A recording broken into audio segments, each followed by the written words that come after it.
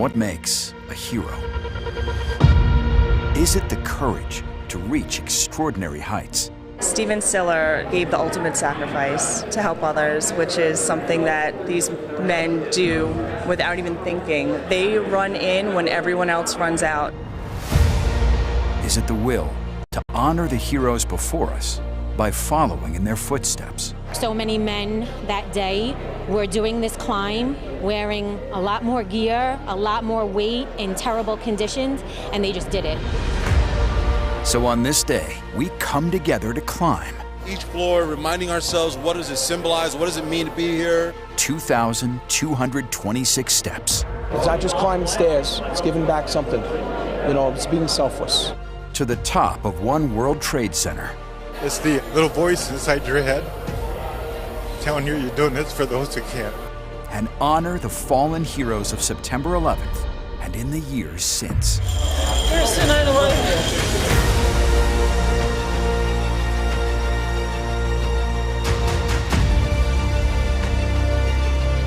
Hey, we did it.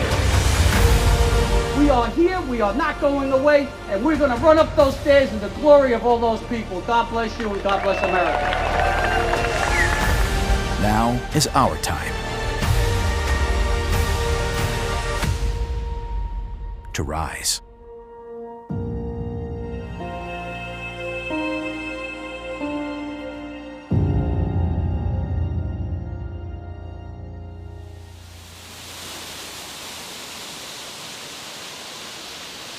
Time never stands still. It only prepares us for life's next step. It's been 3 years since we've been here at One World Trade Center, sharing the stories from the Tunnel to Towers tower climb New York City, honoring the heroes we lost on September 11th. As the climb returns after a challenging time for all of us, we stand together, ready to rise again. On Sunday, June 5th, 1,000 climbers will return to make the ascent, starting 2 floors below ground level and taking the 2,226 steps, 104 flights, alongside members of the NYPD, FDNY, Port Authority Police, and New York State court officers to reach One World Observatory to honor the sacrifice of all 9/11 heroes and the first responders who lost their lives in the years that followed due to 9/11 related illnesses. We begin with Erica Ulkers, who will be serving as an honorary starter for this year's climb in memory of her husband, who lost his life 20 years after 9/11. Antoine Lewis has that story.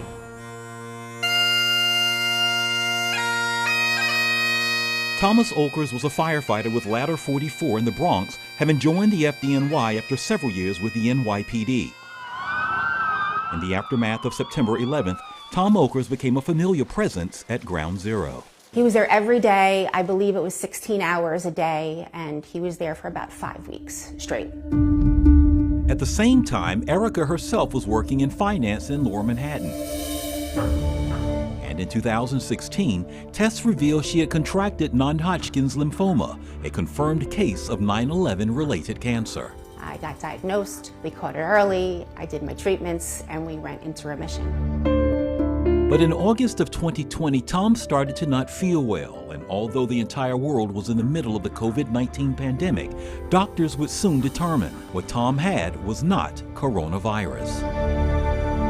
And so when they did the scan, they found cancer, and it was everywhere. And it was stage 4 when they found it. My husband, he was never sick a day in his life, and I watched him lose 100 pounds before my eyes. The man who could do anything, fix anything, pick up anything, just deteriorated before our eyes. And it was just impossible to believe. We just felt helpless that we couldn't fix it. Thomas Ulkers passed away from 9/11 related cancer in May of 2021, 9 months to the day after being diagnosed. He was 46 years old, and the worlds of Erica and their 3 daughters changed forever. And it's hard to explain to little girls that your dad doesn't want to leave you, but he loves his job so much, he wouldn't have probably done anything different. And that's really hard to explain to little kids. Erica will serve as an honorary starter for this year's Tower Climb New York City on June 5th, which she calls a privilege to do so in honor of her husband that she still misses very dearly. As the wife of a fireman, you get used to them not being home on these like 24-hour tours, right? And it's quiet here without him. It's quiet when I come home, it's quiet at night, and I still haven't wrapped my head around the fact that he's just not here, not coming back. It's just easier to treat every day like it's a 24.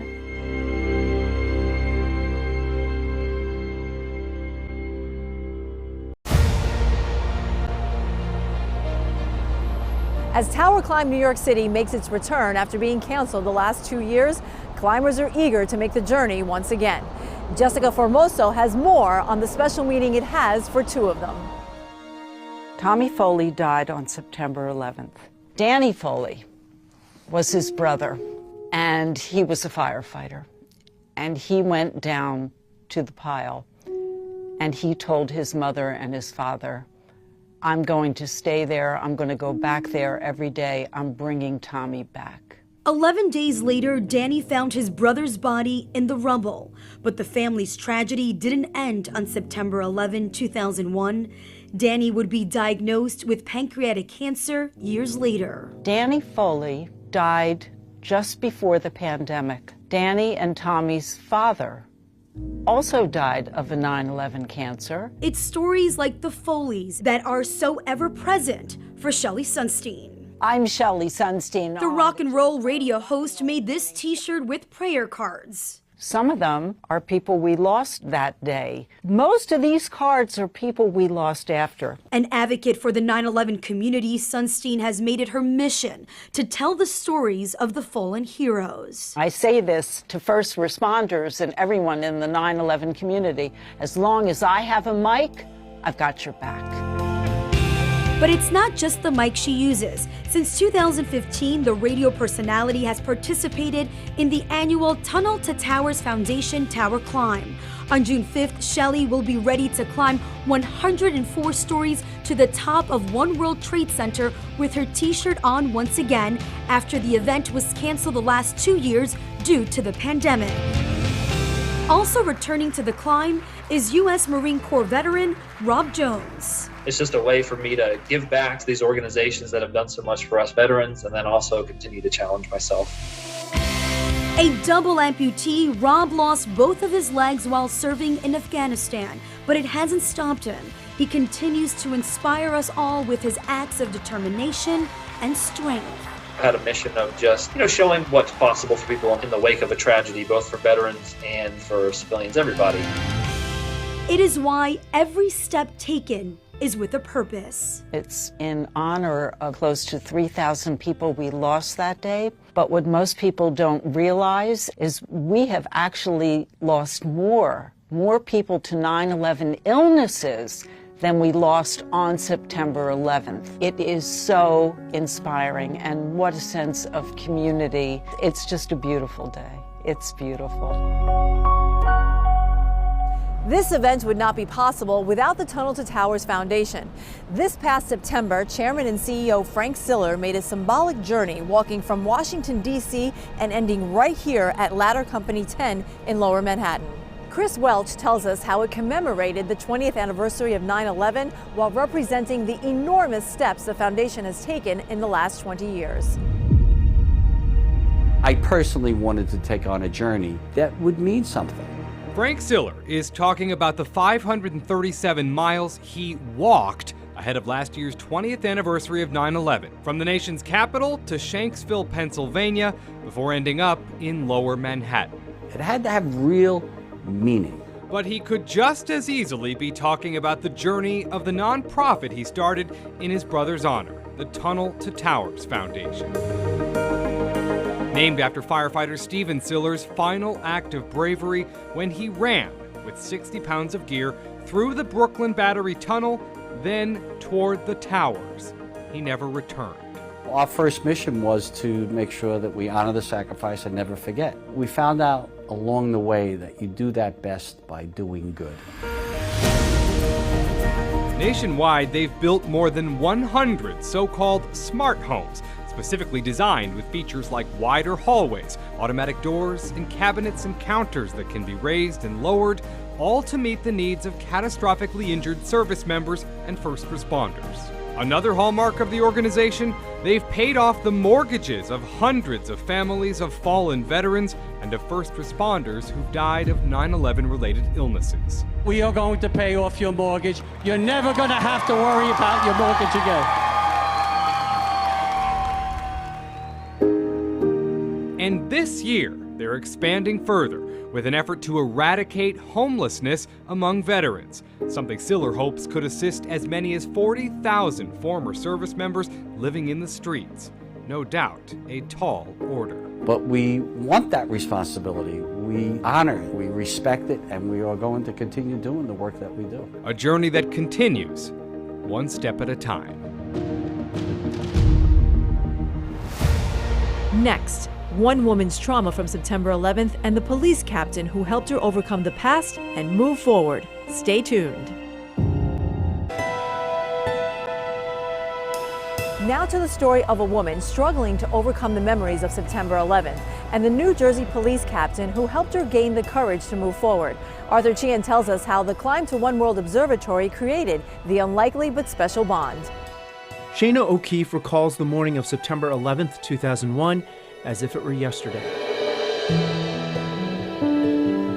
I was walking home. It was literally like the end of the world. And then you would see the people that were walking home from the World Trade covered in dust and soot. And they looked like not just their physical appearance, but their facial expression, what they had seen. And it was chilling. The chilling images are still etched in the memory of Shayna O'Keefe as she remembers leaving her Midtown office on September 11th. It was a devastating moment for her and everyone she walked home side by side with that day, not yet knowing how they would ever have the strength to persevere. As the years went on, Shayna married, had 2 beautiful kids, and moved to Roselle Park, New Jersey. And like so many New Yorkers, Shayna sought to process that personal trauma from the day on her own. That changed in 2017 when she came across a Roselle Park Facebook group run by Manny Jimenez. The local police captain and first responder on 9/11 was organizing a group to participate in what is now known as the Tunnel to Towers Foundation Tower Climb. Shayna decided it was time to get involved. When I saw that this is what they were doing, I mean, yes, you can raise money, but also I feel like raising awareness for what he had done and promote that sort of never forget kind of atmosphere. Not knowing what to expect, Shayna signed up and met Manny and company on race day, only to find she was the sole female participant of the group, the only non-police and non-firefighter, and faced with the challenge of climbing 104 floors to the top of One World Trade Center. One thing they did say is try not to stop. If you try to stop and then start again, you're gonna have a really hard time. So I had that in my head and I'm like, that's good advice. Just keep going, just keep going, just keep going. It was advice that these first responders had practiced in their years of service, and one that the fallen heroes of 9/11 exemplified in the years before that. It would propel her to the top, first in the group, a credit to the big boost of encouragement from her teammates, including Manny. He didn't know me from Adam, and he was proud of me. And then the following year, he was like, what's gonna be your time this year? It was the beginning of a new friendship, growing year after year, climb after climb. A mom of 2 and a veteran police captain bound together by their experiences on 9/11. After taking part in the 2019 tower climb, Manny would face a different challenge, a pancreatic cancer diagnosis resulting from his recovery efforts at the World Trade Center following the attack. He didn't let it get him down at all. He just dove straight into treatment. My fellow officers, thank you for your unwavering support during this difficult last year. On Tuesday, September 7th, 2021, the man who was an inspiration to so many finally succumbed to his illness. He was just 53 years old. I was flipping through Facebook and I saw the post that he had passed and I started crying. I knew it was coming.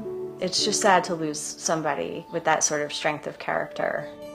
On June 5th, Shayna will be lacing up to climb again. It will be the first time without Manny there by her side, but she will carry with her the words when they first met, to keep going. Words that not only helped her reach the top of One World Trade Center, but also helped usher her through the trauma of September 11th.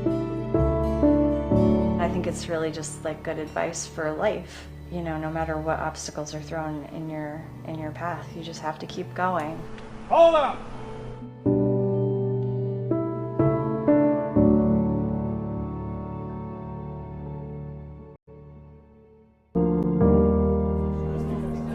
Student athlete Chris Cannizzaro lost his father, FDNY firefighter Brian Cannizzaro, on 9/11. Now he is using his leadership on the baseball field to serve as a bridge to the next generation and to never forget. Dana Arshan has that story. The days following September 11th, 2001 left us with the need for a sense of healing, a symbol to bring us together and to help us move forward. It would come 10 days after the attacks in the first baseball game to be played in New York City when the Mets took on the Atlanta Braves, an iconic moment that would lift the hearts and the spirits of so many of us. Andrew Jones on the run. This one has a chance. Home run! I remember just watching videos of Mike Piazza hitting a home run at Shea Stadium and the place going absolutely crazy. It almost felt like they were bringing the country back together. It was a sign of hope for Chris Cannizzaro, who was only 11 months old at the time. It would serve a deeper meaning in the years to come. It was on September 11th when his father Brian was among the countless heroes who raced to the Twin Towers and lost his life on that fateful day. A dedicated firefighter with FDNY Ladder 101 in Red Hook, Brooklyn. He was only 30. It definitely changes you as a human to have a father and unfortunately lose him at a young age and not really get to know him. It's tough for sure, but it kind of just drives me to be the person I am, and I just want to make him proud. The loss, which was also felt so deeply by Chris's mom, Jackie, would bring mother and son together to form a powerful and emotional bond as both began a somber yet new chapter in their lives. I go to her for every piece of advice or if I ever just need to talk or anything, and she's always there right by my side. A new beginning was presented to both of them a few years after 9/11. Jackie would remarry, and for Chris, his stepdad, John Harkins, would serve as a guide, mentor, and dedicated father in the next stage of his life. He actually introduced me to baseball when I was probably like 4 years old and built a batting cage in my backyard.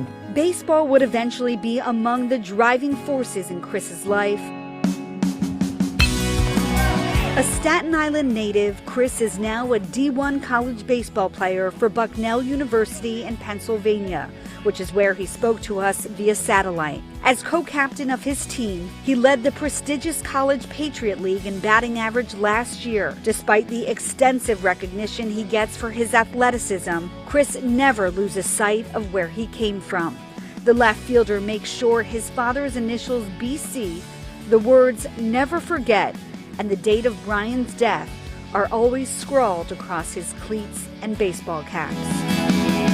This dark day in history gets further and further in the past, so why do you think it's so important to keep the memories alive? They're all heroes and they deserve all the credit in the world. Sometimes they don't get enough credit or they're forgotten in these days. So for me, I want, the younger generation and everyone in the world to kind of never forget what they did that day and just to always be remembered for the heroes they are.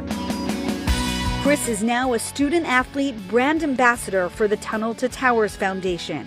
And just as Mike Piazza's historic home run inspired a nation, Chris is hoping to inspire others to share and preserve the memories of those we lost on 9/11. Thank you for joining us for this special look at stories from Tower Climb, New York City. For everyone at Fox 5, I'm Audrey Puente. And after all of the lessons